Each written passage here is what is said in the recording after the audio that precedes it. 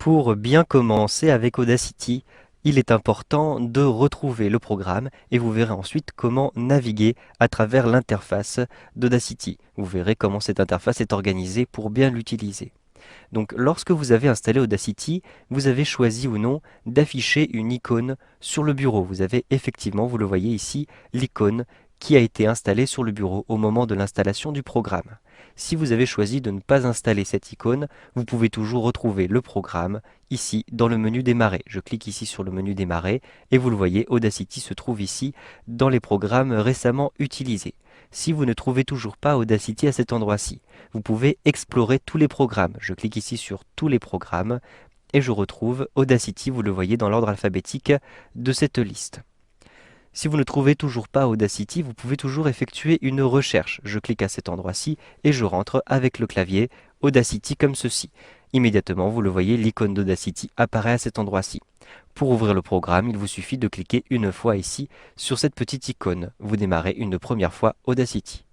Comment cette interface est-elle organisée? Tout d'abord, vous avez les différents menus qui se trouvent tout en haut. Vous avez une barre de menu et dans cette barre de menu, vous pouvez ici agir sur les différentes pistes. Vous pouvez générer des sons, vous pouvez appliquer des effets, etc. Vous avez ici, vous le voyez, toute la bibliothèque des effets. Pour l'instant, vous le voyez, cette bibliothèque est grisée car je n'ai ouvert aucun morceau.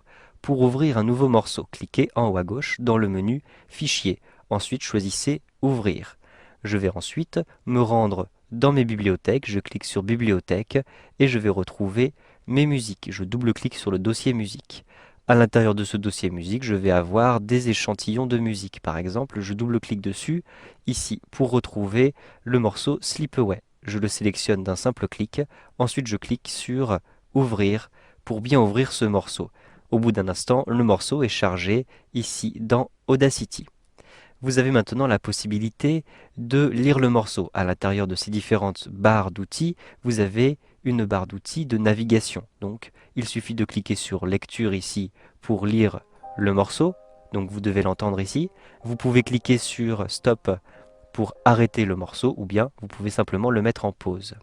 Vous pouvez aussi naviguer rapidement à travers ce morceau en utilisant ici le saut au début, donc pour revenir au début de la piste, et en cliquant sur saut à la fin pour atteindre la fin de la piste. Vous avez ensuite un certain nombre d'outils ici. Donc vous avez les outils qui vont vous permettre de retoucher vos pistes.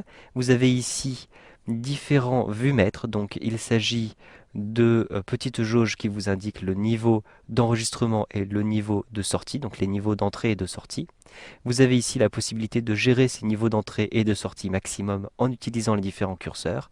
Et vous avez des outils supplémentaires pour copier, coller, créer des silences, annuler ou encore gérer le zoom sur vos pistes. Encore en dessous, vous pouvez générer les différents périphériques, donc d'entrée et de sortie, par exemple le micro, les différents micros si vous en avez plusieurs, ou les différents haut-parleurs si vous en avez plusieurs. En dessous, vous avez la zone principale d'Audacity. Ce sont les différentes pistes. Pour l'instant, vous le voyez, j'ai une seule piste avec deux canaux. Le canal de l'enceinte de gauche et le canal de l'enceinte de droite, puisque je vais avoir un système stéréo. Donc vous le voyez, vous avez cette zone qui est bien séparée en deux pour les différents canaux. Vous avez ensuite ici la ligne qui vous indique l'échelle des fréquences et sur la gauche, vous aurez les différentes propriétés de votre piste. Sur les côtés de cette fenêtre, vous pouvez utiliser les barres de défilement pour naviguer vers le haut et vers le bas ou pour naviguer à travers votre piste. Donc vous le voyez si elle est plus grande que la fenêtre. Donc cela dépend de la longueur. Vous pouvez d'ailleurs repérer la longueur du morceau ici grâce à cette échelle. Donc vous le voyez, le morceau fait à peu près ici 3 minutes et 15 secondes.